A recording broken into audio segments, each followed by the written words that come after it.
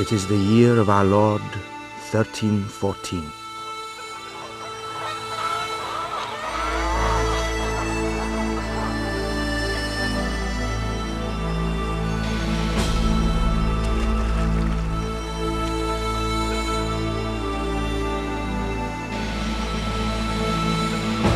Patriots of Scotland, starving and outnumbered, stand on the fields of Bannockburn.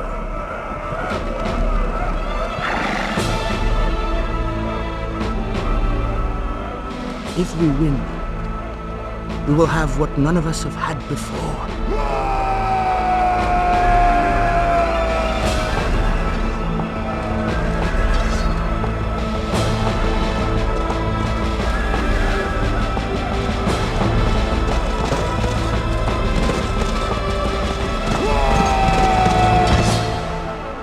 A country of our own.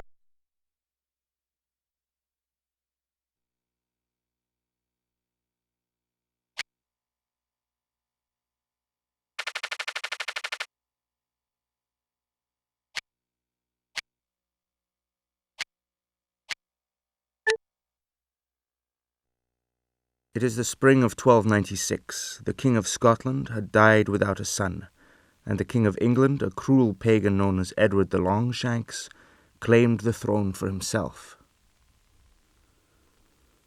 Yet Scotland's nobles were not willing to surrender their country. Each had a date with destiny.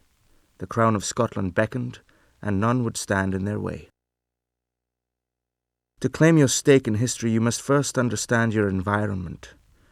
You have asked me to guide you through the first steps of town and military management, and I will. Here we have the general map. This represents the compiled overview of our total collected regional information to date. You will use it to plan your actions and conquests. At present, you are only aware of a single town, your own. Holding the Control key, click on the town's location dot to view it in the real world.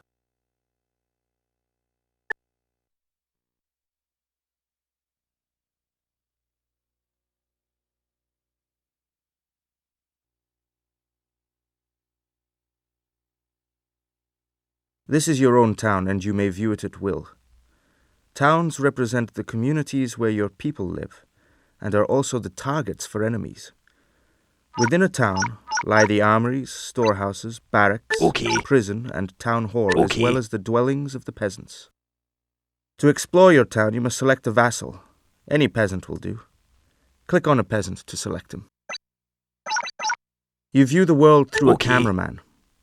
Choose the cameraman by right-clicking on someone. However, this will not select him. Right-click on your selected peasant. There are 3 camera modes. Press F1. This is the soldier's view camera. You are looking through the eyes of your cameraman. Use the cursor keys to look left and right, up and down. Now press F2. This is the follow camera. The cursor keys now scroll the screen. When you are ready, press F3. This is the battle camera. You may now also change the elevation of the camera. Hold the right mouse button and the shift key while moving the mouse up and down to change elevation. If you haven't already, you should move your selected peasant around town. To do this, click on any point on the ground. You should be aware of the radar on the top left of the screen. This tracks any nearby people, siege engines, or structures. When you are finished, press the escape key, followed by the abandon the battlefield option to leave your town.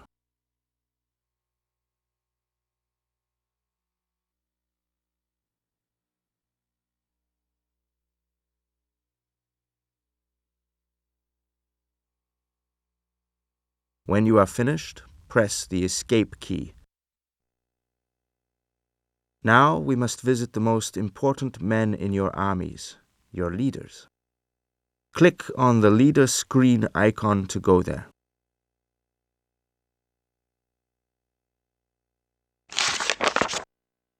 You can cycle through your leaders using the arrows. Leaders must have followers. Click on the town military screen icon to move onto the military screen.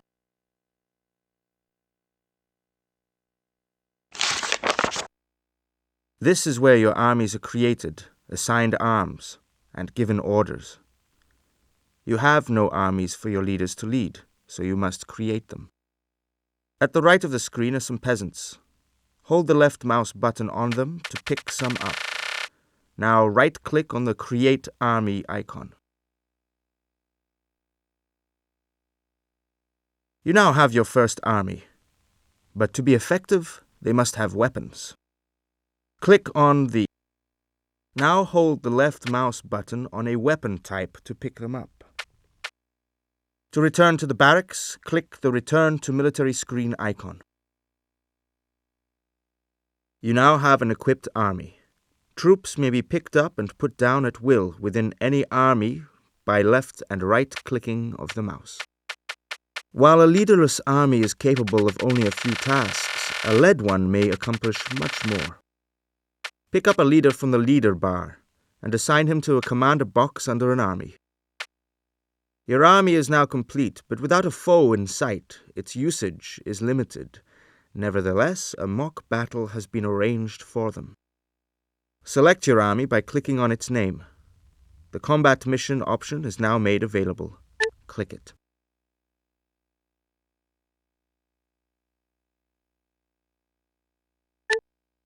Your army will travel.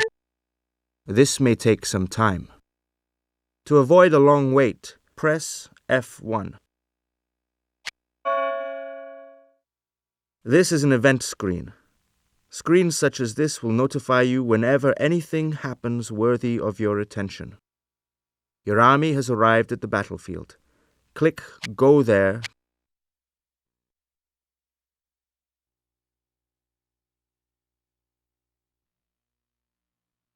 This is a mock battle. No real casualties will be sustained. Use it to practice moving your army in formations and performing simple orders. The army box and a leader portrait now appear under the radar. Use it to select the entire army by clicking on its name, or select individual units within that army by clicking a unit box. Add to a selection by holding the Control key while selecting. Alternately, click on a single man or drag a box around your men to select them. To deselect everything, press the space bar. The cameraman concept still applies to a battlefield army. Right-click on your leader to assign him as the cameraman. Now try some formations. Press the space bar to deselect any selected troops. Now click on a single unit on the army box. Add your leader to the selection by holding the Control key while clicking on the leader portrait. The selected units appear at the top of the screen. You can now give them formation orders. There are 4 formations. Try each in turn, but make sure your troops remain selected. Now try the other unit commands on the enemy. Use the plus and minus keys to zoom the radar in and out to find them. They appear as red dots on the radar. Troops do not take damage. This is merely a practice skirmish. In a real fight, people will get hurt. Normally, a battle is fought to a conclusion, but this time you will have to concede to your willing sparring partners. When you are ready, leave the battlefield by pressing the Escape key, followed by the Abandon Battlefield option.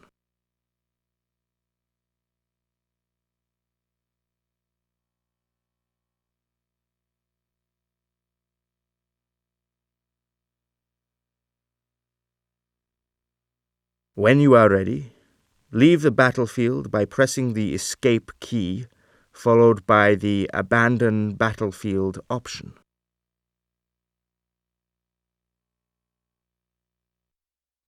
To interact with the rest of the world, you'll need to find out what is out there. Select a scout by clicking on him. He can now be ordered to explore the area around your territory.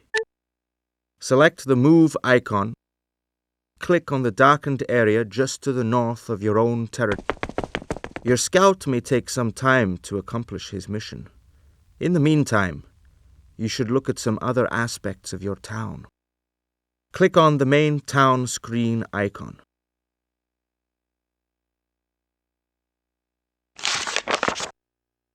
At this point, it would be wise to point out the difference between clan and town screens. There are 7 clan screens whose connecting icons are outlined in blue, which remain consistent throughout.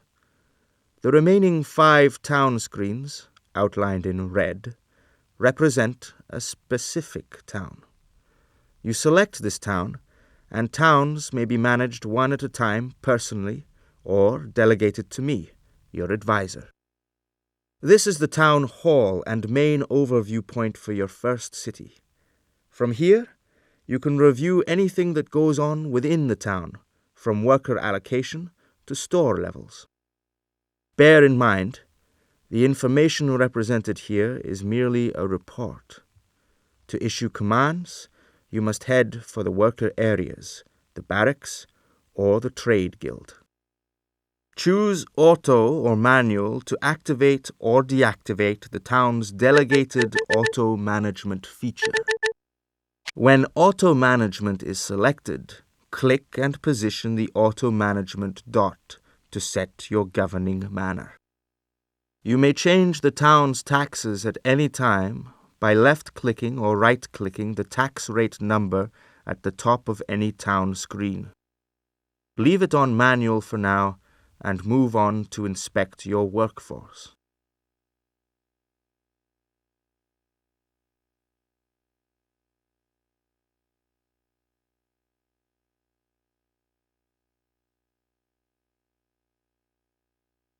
Leave it on Manual for now and move on to inspect your workforce. Click on the Workers screen icon.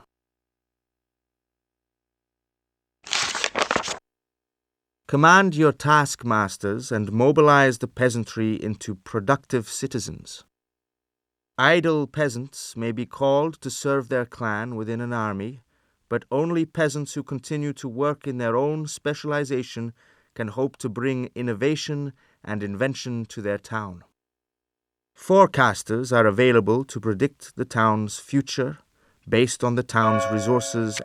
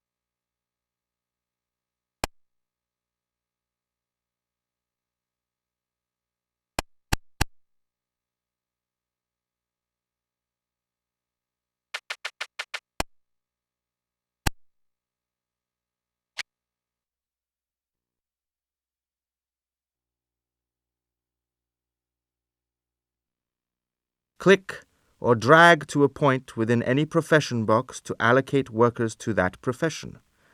Idle peasants will always be assigned first. To prevent unwanted reallocation, you can lock the allocation of workers of a profession by right-clicking on that profession. Each profession can be viewed in more detail by clicking the I symbol in the corner of its section. Click on the I symbol in the Armories box. Okay.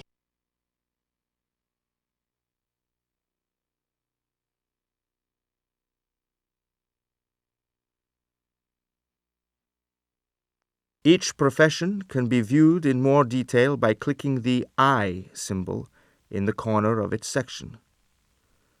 Click on the I symbol in the Armories box.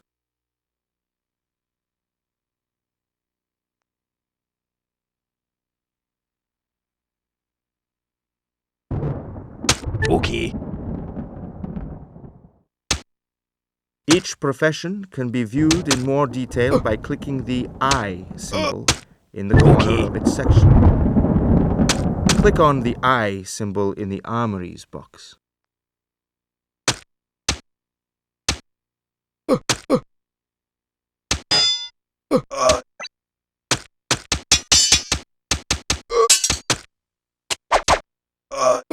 Each profession can be viewed in more detail by clicking the I symbol in the corner of its section.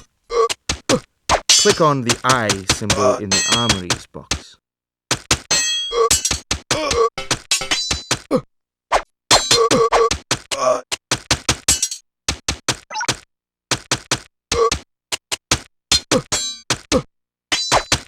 Each profession can be viewed in more detail by clicking the I symbol in the corner of its section.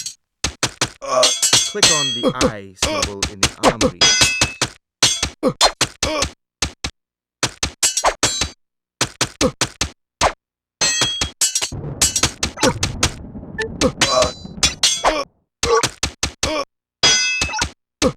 Each profession can be viewed in more detail by clicking the I symbol in the corner of its section.